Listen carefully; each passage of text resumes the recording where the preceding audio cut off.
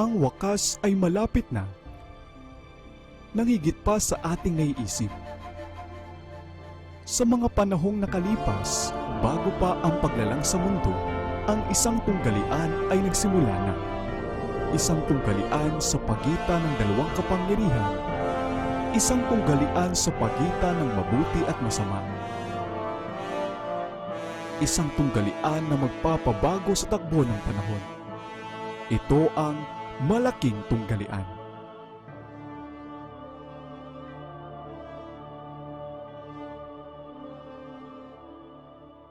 Kabanata 42.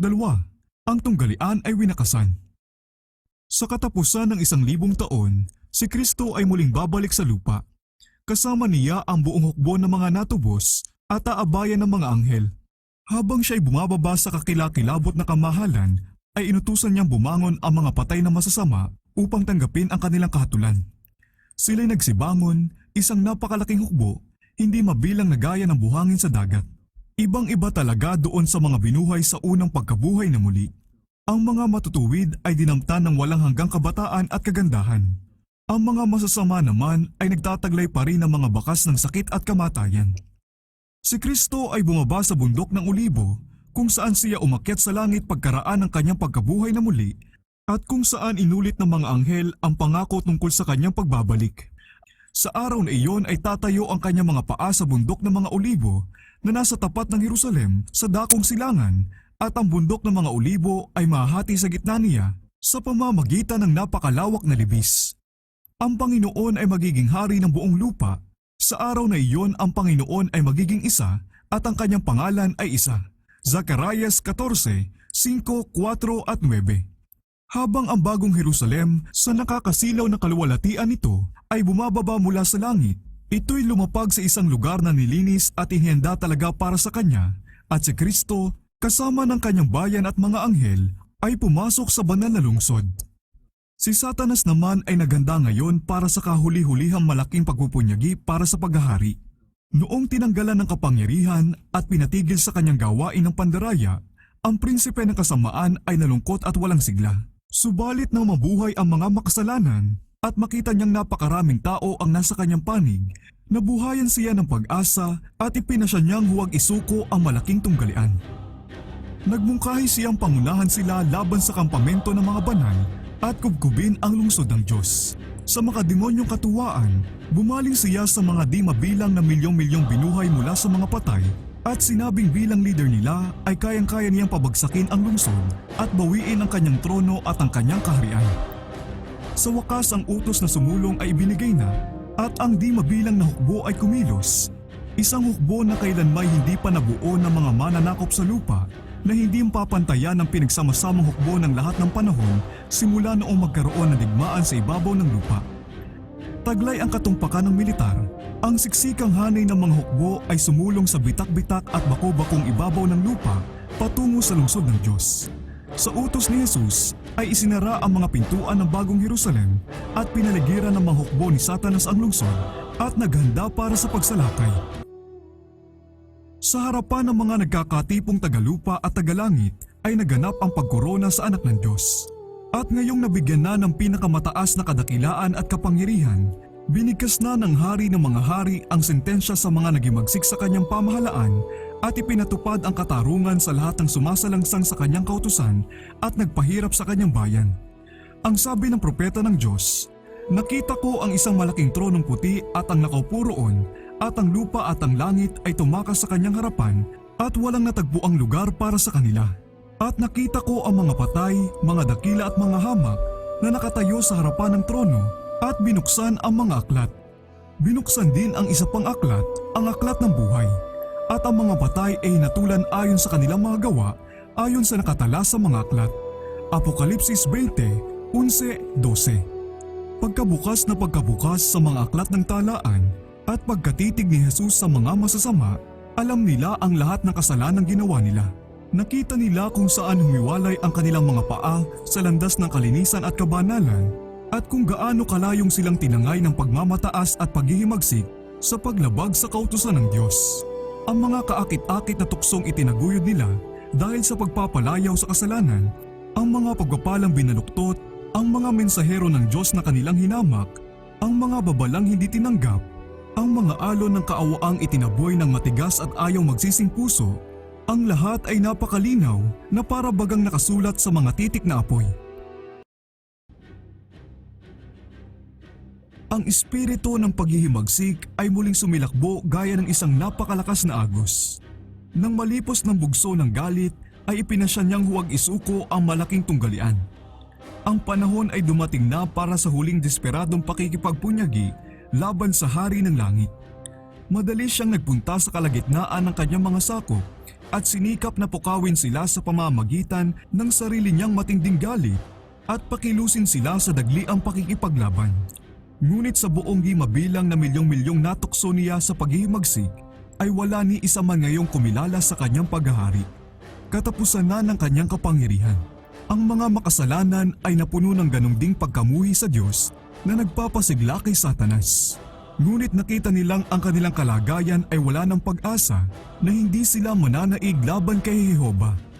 Ang kanilang galit ay nagsiklab laban kay Satanas at sa mga naging ahensya ng kanyang pandaraya at taglay ang matinding galit ng demonyo ay binalingan nila sila.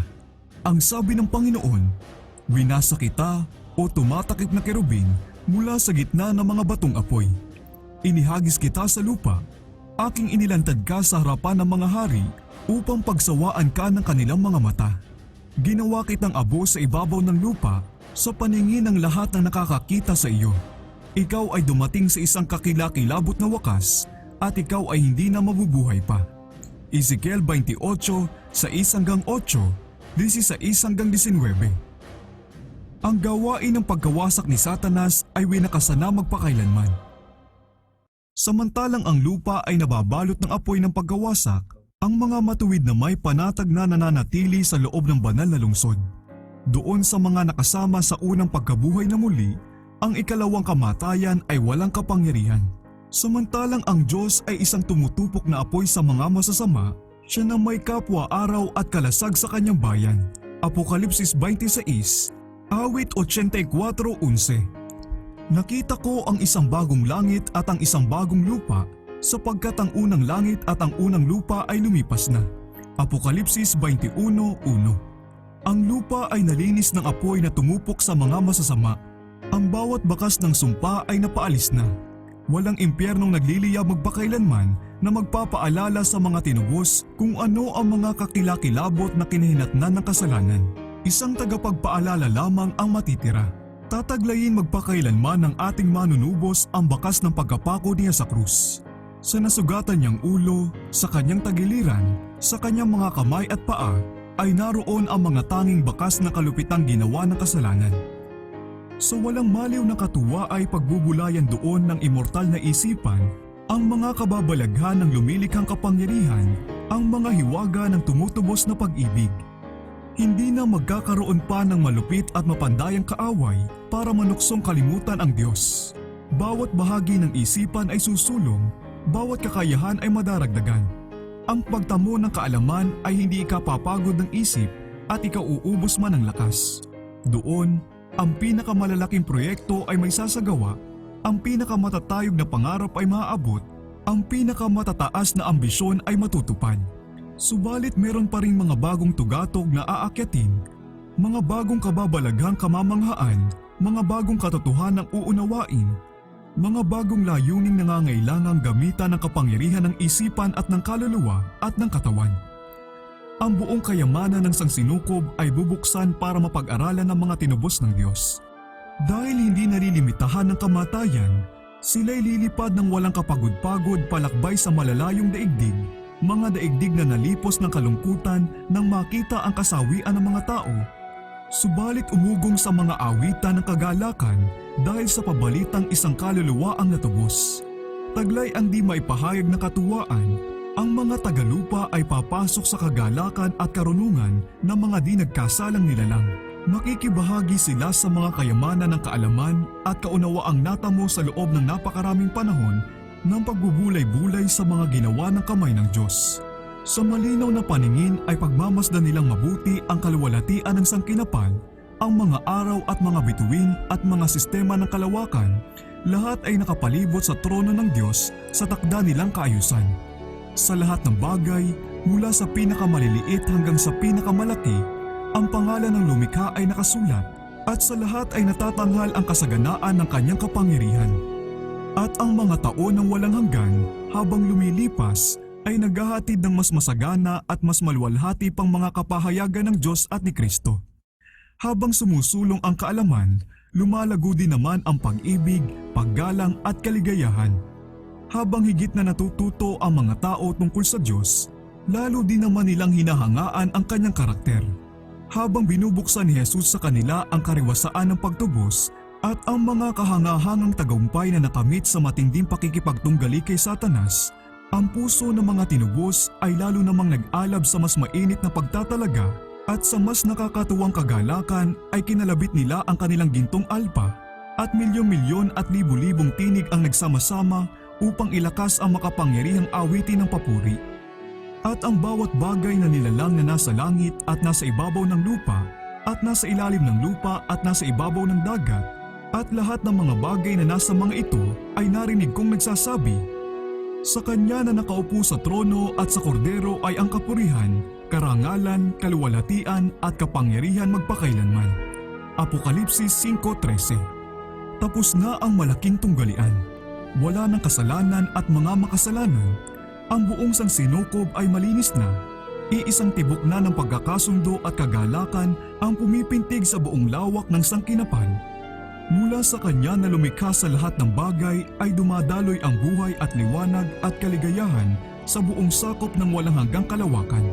Mula sa kaliit-liitang atomo hanggang sa pinakamalaking daigdig, ang lahat ng bagay, may buhay at walang buhay.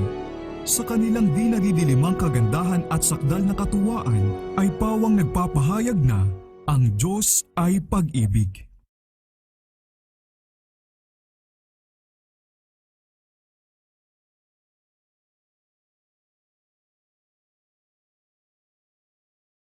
Kabanata 42. Ang tunggalian ay winakasan. Sa katapusan ng 1,000 taon, si Kristo ay muling babalik sa lupa. Kasama niya ang buong hukbo ng mga natubos at aabayan ng mga anghel. Habang siya'y bumababa sa kakilakilabot na kamahalan, ay inutusan niyang bumangon ang mga patay na masasama upang tanggapin ang kanilang kahatulan. Sila'y nagsibangon, isang napakalaking hukbo, hindi mabilang na gaya ng buhangin sa dagat. Ibang-iba talaga doon sa mga binuhay sa unang pagkabuhay na muli. Ang mga matutuwid ay dinamtan ng walang hanggang kabataan at kagandahan. Ang mga masasama naman ay nagtataglay pa rin ng mga bakas ng sakit at kamatayan. Ang bawat mata sa lubhang karamihang iyon ay bumaling upang masdan ang kaluwalhatian ng anak ng Diyos. Sabay-sabay na sumigaw ang buong hukbo ng mga makasalanan, "Mapalad ang pumaparito sa pangalan ng Panginoon." Hindi pagmamahal kay Jesus ang nagudyok sa kanila na sabihin ito. Ang kapangyarihan ng katotohanan ang nagsulsol sa kanila na sabihin ang mga salitang ito na ayaw ng kanilang labi. Kung ano ang masasama nang sila'y ilibing, ay ganun pa rin sila nang sila'y magsibangon. Ganun pa rin ang galit nila kay Kristo at ganun pa rin ang espiritu ng paghihimagsik. Hindi na sila magkakaroon pa ng panibagong palugit upang remedyohan ang mga kasiraan ng nakaraan nilang pamumuhay. Wala nang mapapala pa rito. Ang buong buhay ng pagsalangsang ay hindi nakapagpalambot sa kanilang mga puso. Kung muli silang binigyan ng ikalawang palugit na panahon, ito'y gagamitin lamang nila, gaya rin nung una sa pag-iwas sa mga utos ng Diyos at sa pagpukaw ng paghimagsik laban sa Kanya. Si Kristo ay bumaba sa bundok ng Olibo, kung saan siya umakyat sa langit pagkaraan ng kanyang pagkabuhay na muli, at kung saan inulit ng mga anghel ang pangako tungkol sa kanyang pagbabalik. Ang sabi ng propeta, "Ang Panginoon kong Diyos ay darating kasama ang lahat ng mga banal.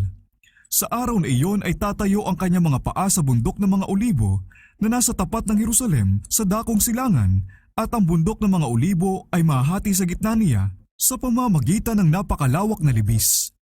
Ang Panginoon ay magiging hari ng buong lupa. Sa araw na iyon ang Panginoon ay magiging isa at ang kanyang pangalan ay isa." Zacarias 14:5, 4 at 9.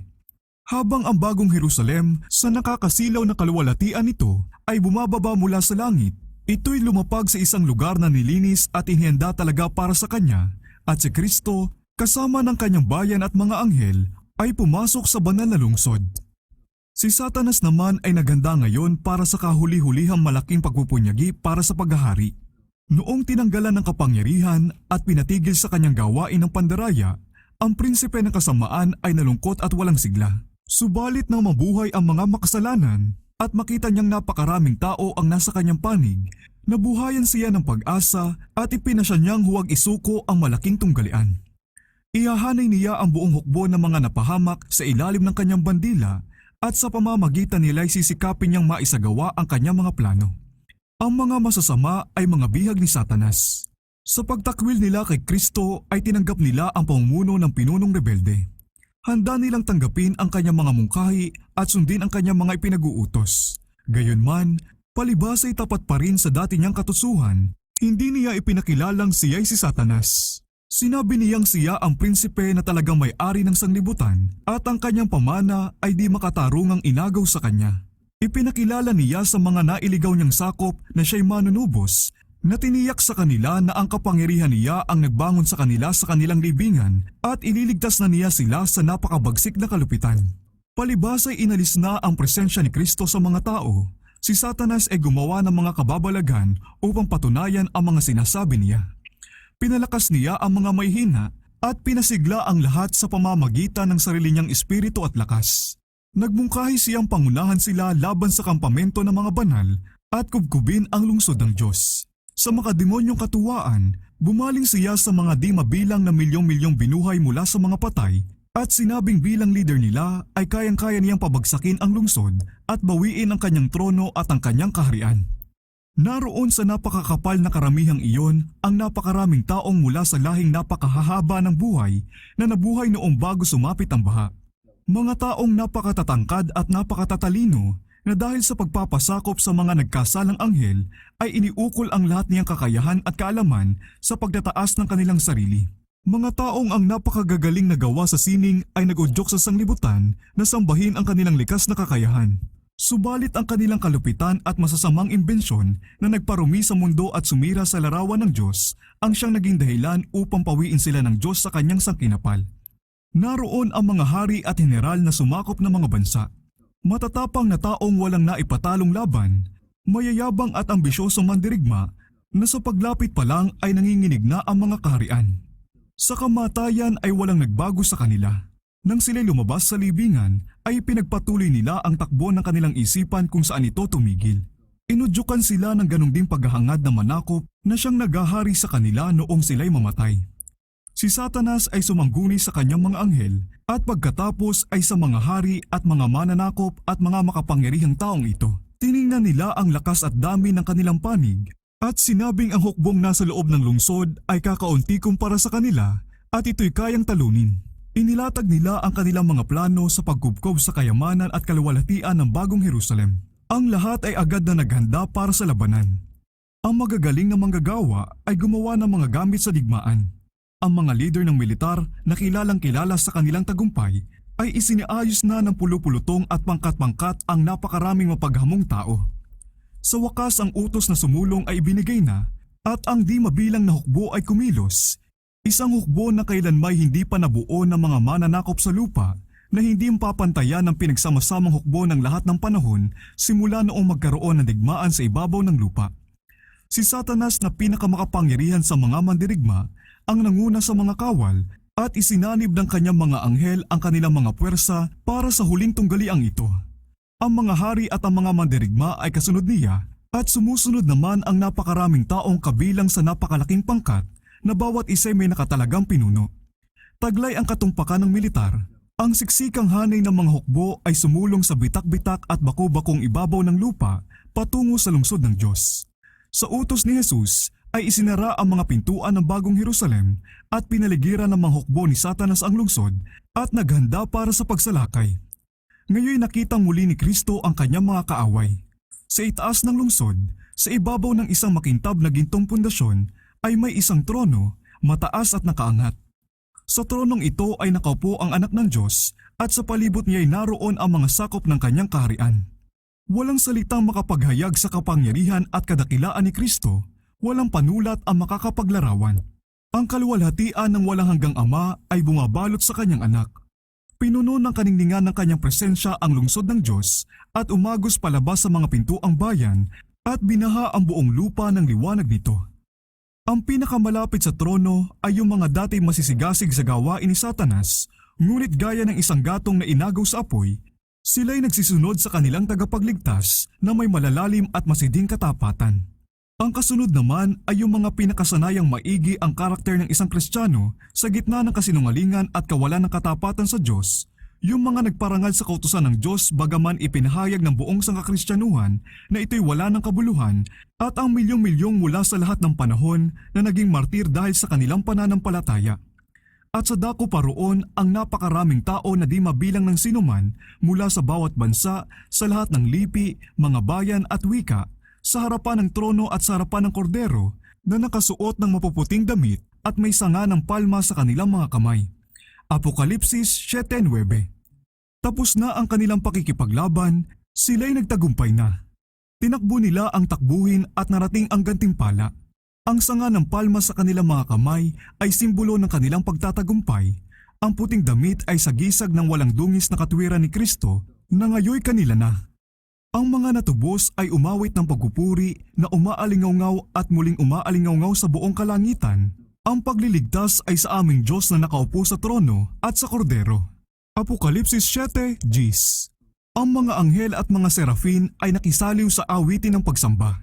Nang makita ng mga tinubos ang kapangyarihan at pagiging labis na mamaminsala ni Satanas, lalo nilang nakita na walang ibang kapangyarihan kundi yung kay Kristo ang makapagbibigay sa kanila ng tagumpay. Sa buong maningning na karamihang iyon, ay wala ni isa mang nagsabing sila'y naligtas dahil sa kanilang sarili na para bagang sila'y nagtagumpay sa pamamagitan ng sarili nilang lakas at kabutihan. Walang sinabing anuman tungkol sa kanilang ginawa o pinagdaanan, kundi ang buod ng bawat kanta, ang tema ng bawat awit ng papuri ay, ang pagliligtas ay sa aming Diyos at sa kordero. Sa harapan ng mga nagkakatipong tagalupa at tagalangit ay naganap ang pagkorona sa anak ng Diyos. At ngayong nabigyan na ng pinakamataas na kadakilaan at kapangyarihan, binigkas na ng hari ng mga hari ang sentensya sa mga nagimagsik sa kanyang pamahalaan at ipinatupad ang katarungan sa lahat ng sumasalangsang sa kanyang kautusan at nagpahirap sa kanyang bayan. Ang sabi ng propeta ng Diyos, nakita ko ang isang malaking tronong puti at ang nakaupo roon at ang lupa at ang langit ay tumakas sa kanyang harapan at walang natagpuang lugar para sa kanila. At nakita ko ang mga patay, mga dakila at mga hamak na nakatayo sa harapan ng trono at binuksan ang mga aklat.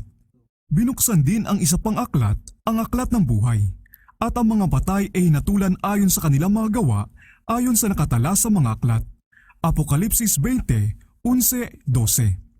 Pagkabukas na pagkabukas sa mga aklat ng talaan at pagkatitig ni Jesus sa mga masasama, alam nila ang lahat ng kasalanang ginawa nila. Nakita nila kung saan humiwalay ang kanilang mga paa sa landas ng kalinisan at kabanalan at kung gaano kalayong silang tinangay ng pagmamataas at paghihimagsik sa paglabag sa kautusan ng Diyos. Ang mga kaakit-akit na tuksong itinaguyod nila dahil sa pagpapalayaw sa kasalanan, ang mga pagpapalang binaluktot, ang mga mensahero ng Diyos na kanilang hinamak, ang mga babalang hindi tinanggap, ang mga alon ng kaawaang itinaboy ng matigas at ayaw magsising puso, ang lahat ay napakalinaw na para bagang nakasulat sa mga titik na apoy. Sa ibabaw ng trono ay nahayag ang krus at gaya ng isang panoorin ay makikita ang mga tagpo ng pagtukso at pagkakasala ni Adan at ang sunod-sunod na hakbang sa dakilang panukala ng pagtubos. Ang hamak na kapangyarihan ng tagapagligtas, ang kanyang buhay ng kamusmusa at pagkamasunurin, ang pagbinyag sa kanya sa Hordan, ang pag-aayuno at pagkatukso sa ilang, ang paglilingkod niya sa madla na isinisiwalat sa mga tao ang pinakamahalagang pagpapala ng langit, ang mga araw na punong-puno ng mga gawain ng pag-ibig at kahabagan, ang mga gabi ng pananalangin at pagpupuyat sa katahimikan ng kabundukan, ang pagsasabuatan ng inggit, galit at kasamaang iginanti sa kanyang mga kabutihan, ang kakilakilabot at mahiwagang paghihirap sa Getsemani, sa ilalim ng nakakadurog na bigat ng mga kasalanan ng buong sanglibutan, ang pagkakanulo sa kanya sa mga kamay ng mga taong handang pumatay, ang nakakatakot na mga pangyayari ng gabing iyon ng lagim, ang di lumalabang bihag na nilayasan ng mga pinakamamahal niyang alagad, walang galang na dinala ng apurahan padaan sa mga lansangan ng Jerusalem, Ang anak ng Diyos ay may pagbubunyi nilang iniharap kay Anas. Pinaratangan sa palasyo ng punong pari sa hukuman ni Pilato sa harapan ng duwag at malupit na si Herodes. Hinamak, ininsulto, pinahirapan at hinatulang mamatay. Lahat ng ito'y malinaw na inilarawan. At ngayon, sa harap ng napakaraming tao ay inihayag ang mga huling tagpo, ang matiising taong nagdurusa na tinatahak ang landas patungo sa Kalbaryo, ang prinsipe ng langit na nakabayubay doon sa krus, ang mga mapanghamak na pari at mga nagkakagulong tao na nililibak ang hirap ng kanyang paghihingalo, ang di karaniwang kadiliman, ang taas-babang lupa, ang mga gumuguhong bato, ang mga nabuksang libingan na siyang tanda ng sandaling nalagutan ng hininga ang manunubos ng sanglibutan.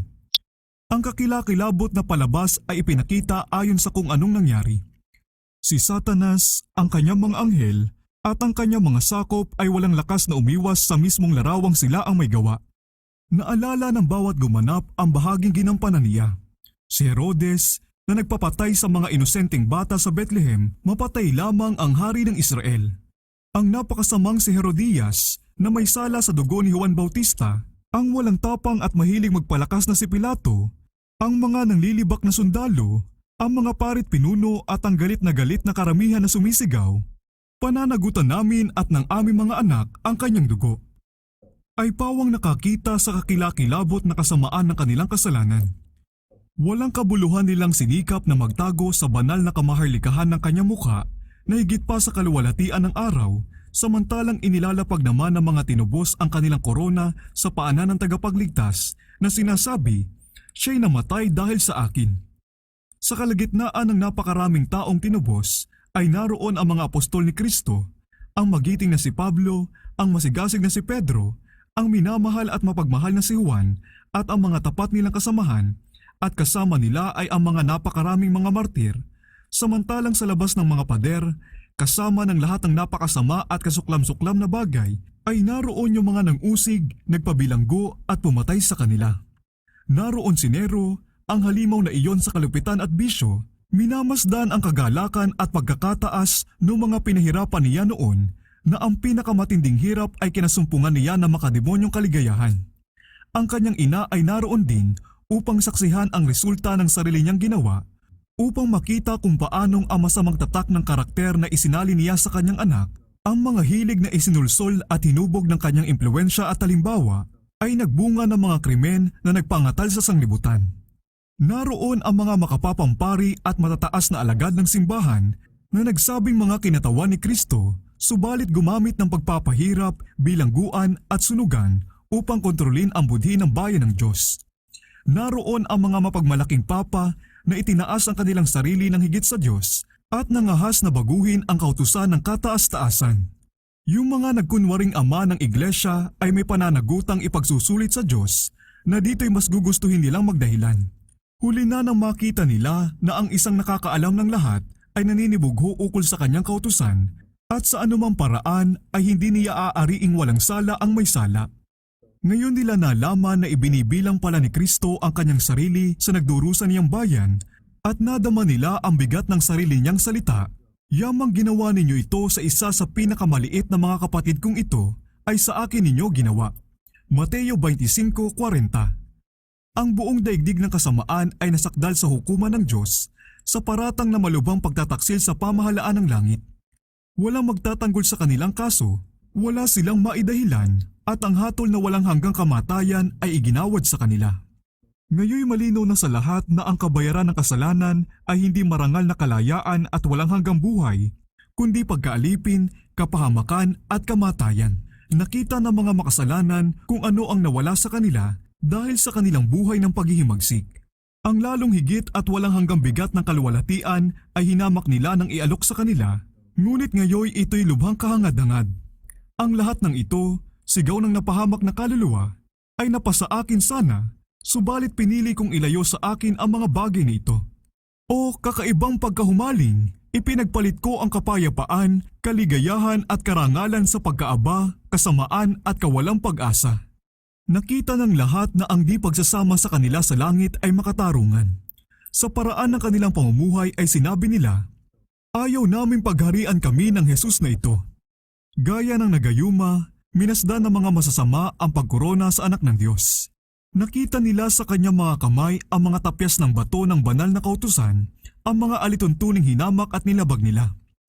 Nasaksihan nila ang silakbo ng paghanga, labis na kagalakan at pagsamba mula sa mga naligtas, at habang ang alon ng himig ay humahaplos sa napakaraming taong nasa labas ng lungsod, ang lahat ay sabay-sabay na sumigaw, "Dakila at kamangha-mangha ang iyong mga gawa, o Panginoong Diyos na makapangyarihan sa lahat.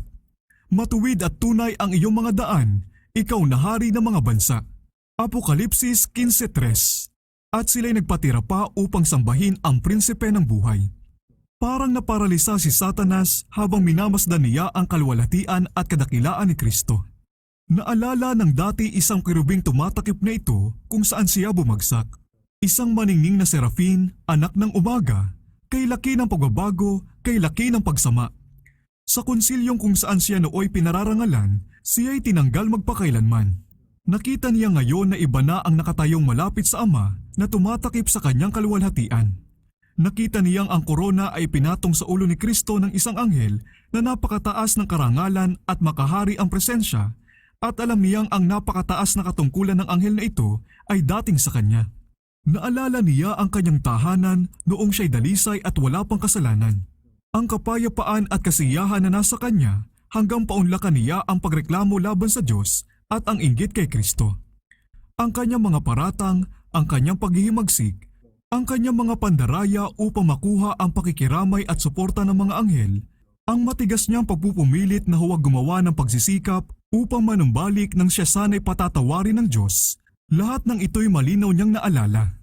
Ginunita niya ang mga ginawa niya sa mga tao at ang mga ibinunga nito, ang galit ng tao sa kanyang kapwa-tao, ang kahilahilakbot na paglipol ng buhay, ang pagbangon at pagbagsak ng mga kaharian, ang pagpapabagsak sa mga pinuno, ang matagal na pagsunod-sunod ng mga kaguluhan, paglalaban-laban at pag-aalsa. Naalala niya ang walang tigil niyang pagsisikap na salungatin ang gawain ni Kristo at ilubog ang tao pababa ng pababa. Nakita niya na ang kanyang mga makademonyong pakana ay walang kapangyarihan upang lipulin yung mga nagtiwala kay Jesus. Habang minamasdan ni Satanas ang kanyang kaharian, ang bunga ng kanyang pagpapakapagod, ang nakita lamang niya ay kabiguan at kapahamakan. Pinaniwala niya ang napakaraming taong iyon na ang lungsod ng Diyos ay napakadaling kubkubin, ngunit alam niyang ito'y hindi totoo. Sa pagsulong ng dakilang tunggalian ay paulit-ulit siyang natalo at napilitang sumuko. Alam na alam niya ang kapangyarihan at kadakilaan ng walang hanggan. Ang laging hangarin ng dakilang rebelde ay ang ariing matuwid ang sarili at patunayang ang pamahalaan ng Diyos ang responsable sa paghihimagsik. Sa layuning ito niya ibinuhos ang mga kakayahan ng kanyang napakatinding katalinuhan. Siya'y gumawa ng dahan-dahan at sistematiko at nang may kamangha-manghang tagumpay, inaakay ang napakaraming tao na tanggapin ang sarili niyang kwento tungkol sa malaking tunggalian na napakatagal nang nagpapatuloy. Libu-libong taon nang inilalagay ng pinunong ito ng sabwatan ang kasinungalingan kapalit ng katotohanan. Subalit dumating na ngayon ang panahon na ang paghihimagsik ay tuluyan ng lulupigin. Kaya't ang kasaysayan at ang karakter ni Satanas ay inihayag. Sa panghuli niyang matinding pagsisikap na patalsikin si Kristo sa trono, lipulin ang kanyang bayan at kugkubin ang lungsod ng Diyos, ang punong mandaraya ay lubusang nalantad. Nakita ng mga nakiisa sa kanya ang lubos na kabiguan ng kanyang ipinaglalaban. Nakita ng mga alagad ni Kristo at ng mga tapat na anghel ang buong lawak ng kanyang lihim na balak laban sa pamahalaan ng Diyos.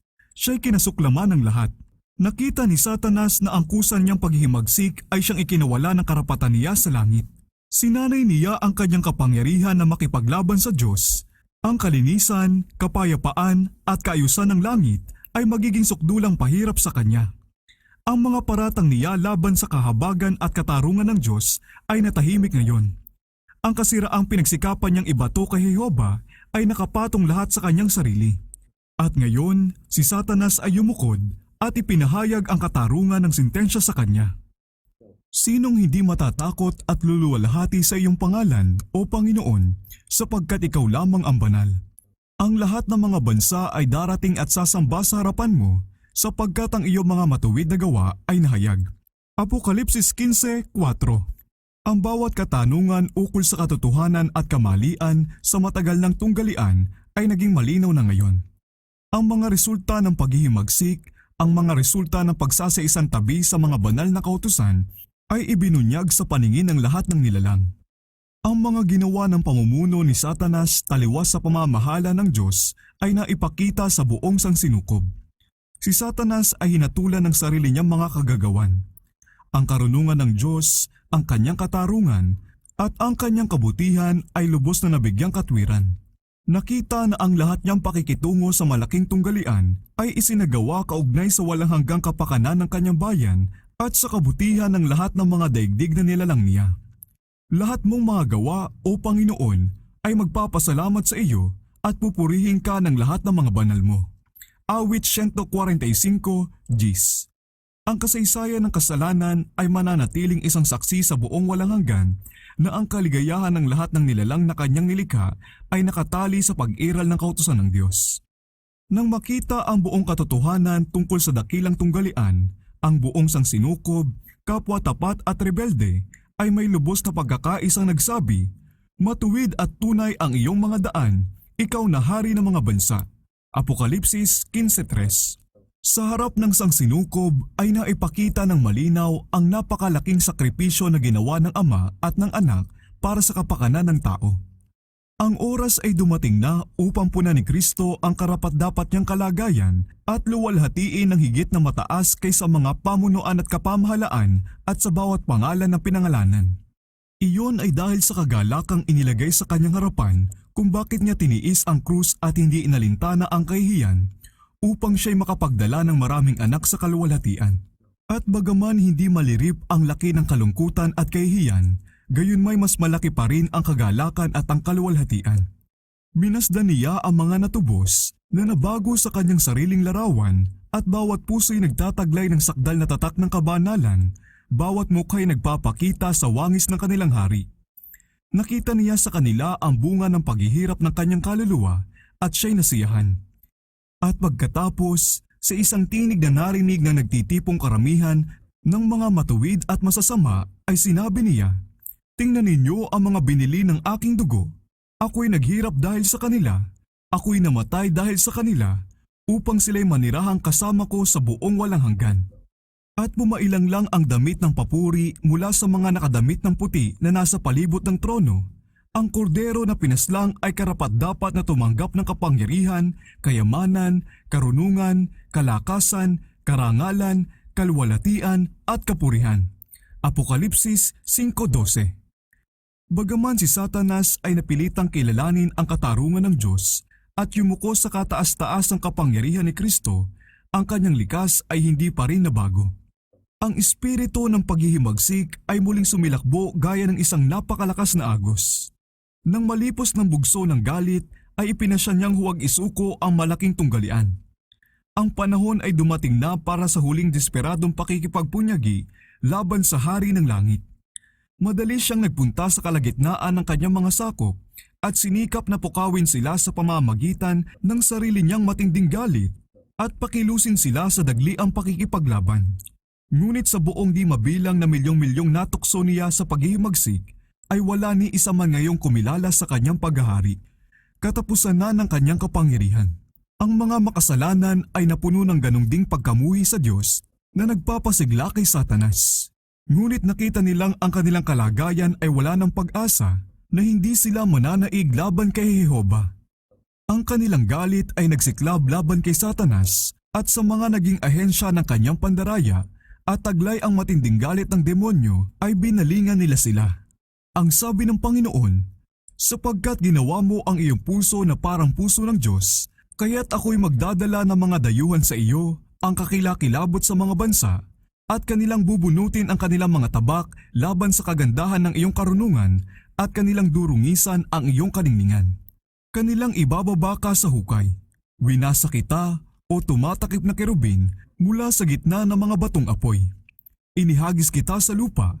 Aking inilantad ka sa harapan ng mga hari upang pagsawaan ka ng kanilang mga mata. Ginawa kitang abo sa ibabaw ng lupa sa paningin ng lahat ng nakakakita sa iyo. Ikaw ay dumating sa isang kakilakilabot na wakas at ikaw ay hindi na mabubuhay pa."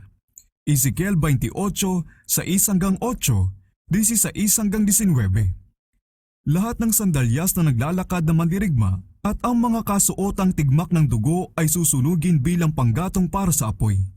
Sapagkat ang Panginoon ay galit laban sa lahat ng bansa at napupuot laban sa lahat nilang hukbo, kanyang inilaan na sila, kanyang ibinigay sila upang patayin. Isaias 9:5-34-2.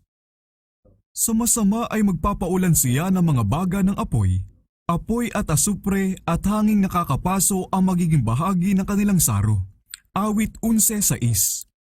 Ang apoy ay bumaba mula sa Diyos sa langit. Ang lupa ay nagbitak-bitak. Ang mga sandatang nakatago sa kailaliman nito ay lumabas. Ang tumutupok na apoy ay biglang lumabas sa bawat nakabukang bitak sa lupa. Ang malaking bato mismo ay nagliliyab. Dumating na ang araw na gaya na nagniningas na pugon. Ang mga elemento ay natunaw dahil sa matinding init at pati ang lupa at ang gawang naroon ay nasunog.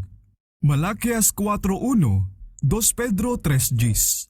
Ang ibabaw ng lupa ay parang isang nalulusaw na kimpal, isang malawak at kumukulong lawa ng apoy. Iyon ay oras ng kahatulan at kapahamakan ng mga makasalanang tao, araw ng paghihiganti ng Panginoon at ang taon ng pagganti para sa kapahamakan ng Zion. Isaias 34:8. Tinanggap ng mga makasalanan ang kagantihan nila sa lupa. Kawikaan 11:31. Sila'y magiging parang ipa at ang araw na dumarating ang susunog sa kanila, sabi ng Panginoon ng mga hukbo. Malakias 4:1. May mga namatay sa ilang saglit lang, samantalang ang iba na may nagdusa ng maraming araw. Ang lahat ay pinarusahan ayon sa kanilang mga gawa. Isaias 59:18. Dahil na ilipat na kay Satanas ang mga kasalanan ng mga matuwid, siya'y pinarusahan hindi lamang dahil sa sarili niyang paghihimagsik, kundi dahil sa lahat ng kasalanang ipinagawa niya sa bahay ng Diyos. Ang kaparusahan niya ay masigit na matindi kaysa mga dinaya niya. Nang namatay na ang lahat ng nagkasala dahil sa pandaraya niya, siya'y buhay pa rin at patuloy na nagdurusa. Dahil sa naglilinis na apoy, ang masasama ay nalipol na rin sa wakas, ugat at sanga. Si Satanas ang ugat, ang mga tagasunod niya ang sanga. Ang buong kaparusahan ng kautusan ay naigawad. Ang mga hinihingi ng katarungan ay natugunan, at ang langit at lupa, pagkakita nito, ay nagpahayag ng katuwiran ni Jehova. Ang gawain ng pagkawasak ni Satanas ay winakasana magpakailanman. Sa loob ng 6,000 taon ay isinagawa niya ang kanyang kagustuhan, pinuno ng kasawian ang lupa at nagdulot ng kalungkutan sa buong sangsinukob. Ang buong kinapal ay dumaing at naghirap dahil sa pagdaramdam. Ngayon ligtas na magpakailanman ang mga nilalang ng Diyos sa presensya at mga panunukso niya. Ang buong lupa ay tiwasay at tahimik. Sila, ang mga matuwid, ay biglang nagsiawit. Isaias 14:7. At ang sigaw ng pagpupuri at pagtatagumpay ay pumailang lang mula sa buong tapat na sandaigdigan. Ang tinig ng napakaraming tao, gaya ng lagaslas ng maraming tubig at gaya ng dagungdong ng malalakas na kulog, ay narinig na nagsasabi, Alleluia! Sapagkat nagahari ang Panginoon nating Diyos na makapangyarihan sa lahat. Apokalipsis 19:6. Samantalang ang lupa ay nababalot ng apoy ng pagkawasak, ang mga matuwid na may panatag na nananatili sa loob ng banal na lungsod.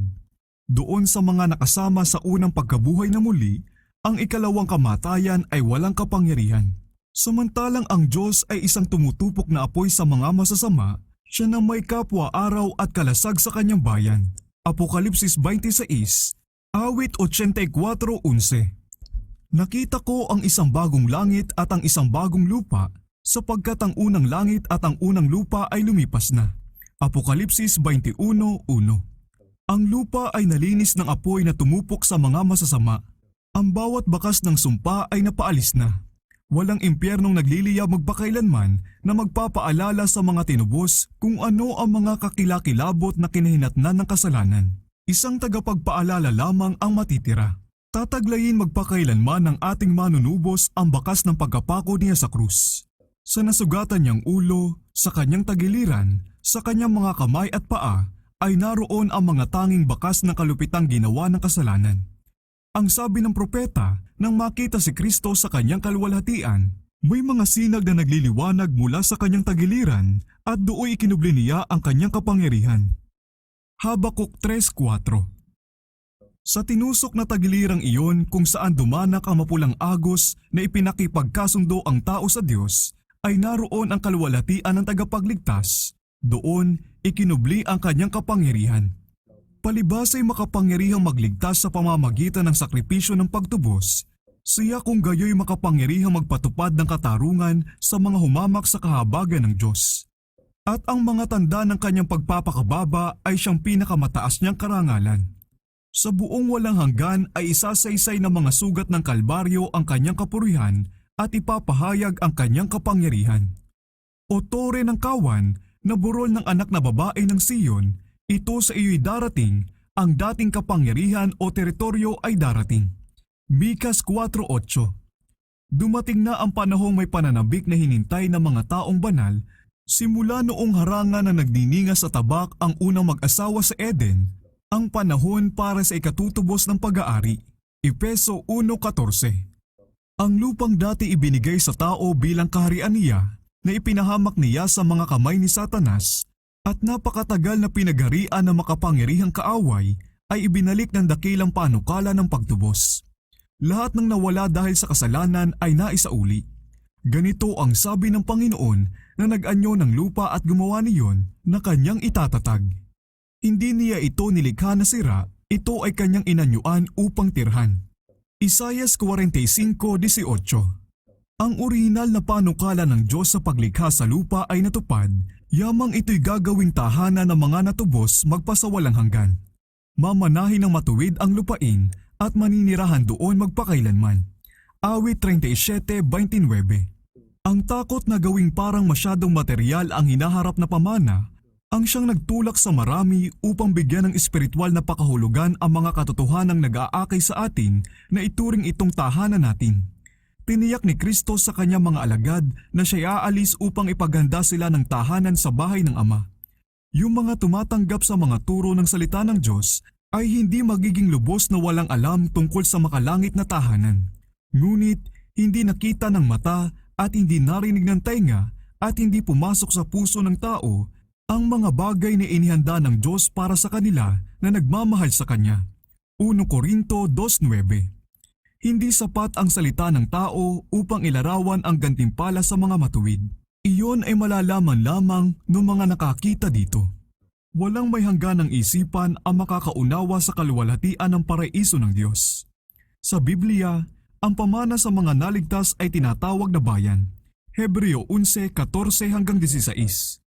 Dooy aakayin ng pastol ng langit ang kanyang kawan sa mga bukal ng tubig ng buhay. Ang puno ng buhay ay mamumunga sa bawat buwan at ang mga dahon nito'y sa pakinabang ng mga bansa. Naroon ang mga batis na walang tigil ang pag-aagos, kasing linaw ng kristal, at sa tabi ng mga ito ay nilililiman ng mga umuugoy na puno ang mga daanang inihanda para sa mga tinubos ng Panginoon. Doon, ang napakaluluwang nakapatagan ay may napakagagandang mga burol sa dulo at makikita ang matatayog na tuktok ng mga bundok ng Diyos. Sa mapayapang kapatagang iyon, sa tabi ng mga buhay na bukal ng tubig ay makakasumpong ng tahanan ang bayan ng Diyos na napakatagal ng mga manglalakbay at lagalag. Ang bayan ko ay maninirahan sa payapang tahanan at sa mga ligtas na tirahan at sa mga tiwasay na dakong pahingahan. Hindi na maririnig sa iyong lupain ang karahasan ni ang pagkawasak o pagkagiba sa loob ng iyong mga hangganan. Ang iyong mga pader ay tatawagin mong kaligtasan at papuri ang iyong mga pintuan. Sila'y magtatayo ng mga bahay at kanilang titirhan ang mga iyon at sila'y magtatanim ng ubasan at kakain ng bunga niyon. Sila'y hindi magtatayo at iba ang titira, sila'y hindi magtatanim at iba ang kakain. Matagal na tatamasahin ng aking pinili ang gawa ng kanilang mga kamay. Isaias 32:18, sa 60:18, sa 65:21-22.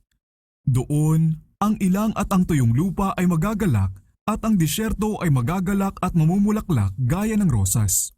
Sa halip na tinik, puno ng sipres ang tutubo. Sa halip na dawag, tutubo ang punong mirtol. Ang asong gubat ay maninirahang kasama ng kordero at mahihigang kasiping ng batang kambing ang leopardo. at papatnubayan sila ng munting bata. Hindi sila mananakit o maninira man sa aking banal na bundok, sabi ng Panginoon. Isaiah 35:1, 55:13, 11:6-9. Ang kirot ay hindi nalilitaw pa sa kapaligiran ng langit. Wala ng pagluha, wala ng paglilibing, wala ng mga sagisag ng pagluluksa.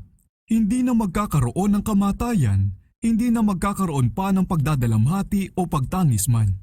Sapagkat ang mga unang bagay ay lumipas na. Walang mamamayan na magsasabi, ako'y may karamdaman. Ang bayang tumatahan doon ay patatawarin sa kanilang kasalanan. Apokalipsis 21:4, Isaiah 33:24.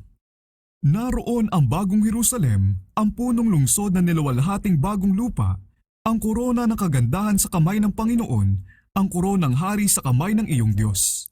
Ang kanyang ningning ay katulad ng isang totoong mahalagang bato na gaya ng batong jaspe na malinaw na gaya ng kristal.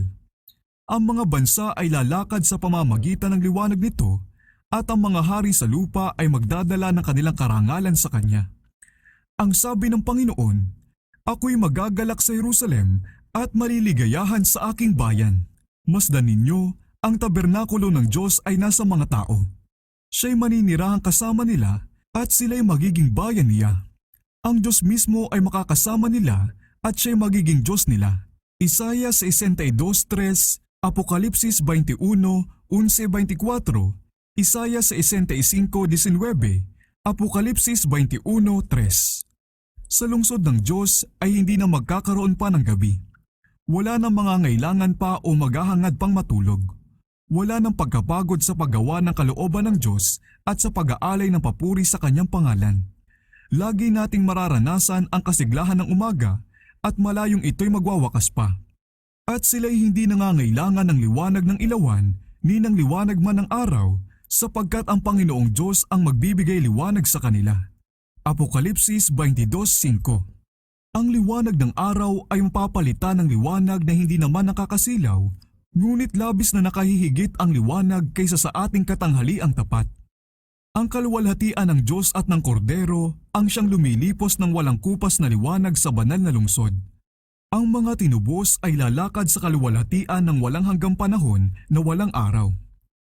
Hindi ako nakakita ng templo roon, sapagkat ang Panginoong Diyos na makapangyarihan sa lahat at ang Kordero ang siyang templo roon. Apokalipsis 21:22. Ang bayan ng Diyos ang may tanging karapatang makipag-usap ng malaya sa Ama at sa Anak. Ngayoy malabo nating nakikita sa isang salamin. 1 Korinto 13:12. Nakikita natin ang larawan ng Diyos na naaaninag sa ginawa niyang kalikasan at sa pakikitungo niya sa mga tao, gaya ng sa isang salamin. Subalit sa panahong iyon ay makikita natin siya na mukhaan na walang nakapagitang tabing na nagpapalabo. Tayo'y tatayo sa kanyang harapan at makikita ang kaluwalhatian ng kanyang mukha. Dooy makakakilala na ang mga tinubos gaya ng pagkakakilala ng langit sa kanila. Ang pag-ibig at kahabagang itinanim ng Diyos mismo sa kaluluwa ay makakasumpong doon ng pinakatunay at pinakamatamis na pagsasakatuparan. Ang dalisay na pakikipag-ugnayan sa mga banal na nilalang, ang maayos na pakikipagkapwa sa mapapalad na mga anghel at sa mga mananampalataya ng lahat ng panahon na naghugas ng kanilang mga damit at pinaputi ito sa dugo ng kordero, ang banal na samahang iyon na nagbibigkis sa bawat sangbahayan sa langit at sa lupa, Efeso 3:15, ang lahat ng ito'y tutulong na buuin ang kaligayahan ng mga tinubos. Sa walang maliw na katuwa ay pagbubulayan doon ng immortal na isipan, ang mga kababalaghan ng lumilikhang kapangyarihan, ang mga hiwaga ng tumutubos na pag-ibig. Hindi na magkakaroon pa ng malupit at mapandayang kaaway para manuksong kalimutan ang Diyos. Bawat bahagi ng isipan ay susulong, bawat kakayahan ay madaragdagan. Ang pagtamo ng kaalaman ay hindi ikapapagod ng isip at ikauubos man ng lakas. Doon, ang pinakamalalaking proyekto ay may sasagawa, ang pinakamatatayog na pangarap ay maaabot, ang pinakamatataas na ambisyon ay matutupad. Subalit meron pa ring mga bagong tugatog na aakyatin, mga bagong kababalaghang kamamanghaan, mga bagong katotohanang uunawain, mga bagong layuning nangangailangang gamitan ng kapangyarihan ng isipan at ng kaluluwa at ng katawan. Ang buong kayamanan ng sangsinukob ay bubuksan para mapag-aralan ng mga tinubos ng Diyos. Dahil hindi nalilimitahan ng kamatayan, sila'y lilipad ng walang kapagod-pagod palakbay sa malalayong daigdig, mga daigdig na nalipos ng kalungkutan nang makita ang kasawian ng mga tao. Subalit umugong sa mga awitan ng kagalakan dahil sa pabalitang isang kaluluwa ang natubos. Taglay ang di maipahayag na katuwaan, ang mga tagalupa ay papasok sa kagalakan at karunungan ng mga di nagkasalang nilalang. Makikibahagi sila sa mga kayamanan ng kaalaman at kaunawaang natamo sa loob ng napakaraming panahon ng pagbubulay-bulay sa mga ginawa ng kamay ng Diyos. Sa malinaw na paningin ay pagmamasdan nilang mabuti ang kaluwalhatian ng sangkinapal, ang mga araw at mga bituin at mga sistema ng kalawakan, lahat ay nakapalibot sa trono ng Diyos sa takda nilang kaayusan. Sa lahat ng bagay, mula sa pinakamaliliit hanggang sa pinakamalaki, ang pangalan ng lumikha ay nakasulat at sa lahat ay natatanghal ang kasaganaan ng kanyang kapangyarihan. At ang mga taon ng walang hanggan habang lumilipas ay naghahatid ng mas masagana at mas maluwalhati pang mga kapahayagan ng Diyos at ni Kristo. Habang sumusulong ang kaalaman, lumalago din naman ang pag-ibig, paggalang at kaligayahan. Habang higit na natututo ang mga tao tungkol sa Diyos, lalo din naman nilang hinahangaan ang kanyang karakter. Habang binubuksan ni Jesus sa kanila ang kariwasaan ng pagtubos at ang mga kahangahangang tagumpay na nakamit sa matinding pakikipagtunggali kay Satanas, ang puso ng mga tinubos ay lalo namang nag-alab sa mas mainit na pagtatalaga at sa mas nakakatuwang kagalakan ay kinalabit nila ang kanilang gintong alpa at milyon-milyon at libu-libong tinig ang nagsama-sama upang ilakas ang makapangyarihang awitin ng papuri. At ang bawat bagay na nilalang na nasa langit at nasa ibabaw ng lupa at nasa ilalim ng lupa at nasa ibabaw ng dagat at lahat ng mga bagay na nasa mga ito ay narinig kong nagsasabi, "Sa Kanya na nakaupo sa trono at sa kordero ay ang kapurihan, karangalan, kaluwalhatian at kapangyarihan magpakailanman." Apokalipsis 5:13. Tapos na ang malaking tunggalian. Wala ng kasalanan at mga makasalanan. Ang buong sangsinukob ay malinis na. Iisang tibok na ng pagkakasundo at kagalakan ang pumipintig sa buong lawak ng sangkinapal. Mula sa Kanya na lumikha sa lahat ng bagay ay dumadaloy ang buhay at liwanag at kaligayahan sa buong sakop ng walang hanggang kalawakan. Mula sa kaliit-liitang atomo hanggang sa pinakamalaking daigdig, ang lahat ng bagay, may buhay at walang buhay. Sa kanilang di nadidilimang kagandahan at sakdal na katuwaan ay pawang nagpapahayag na ang Diyos ay pag-ibig.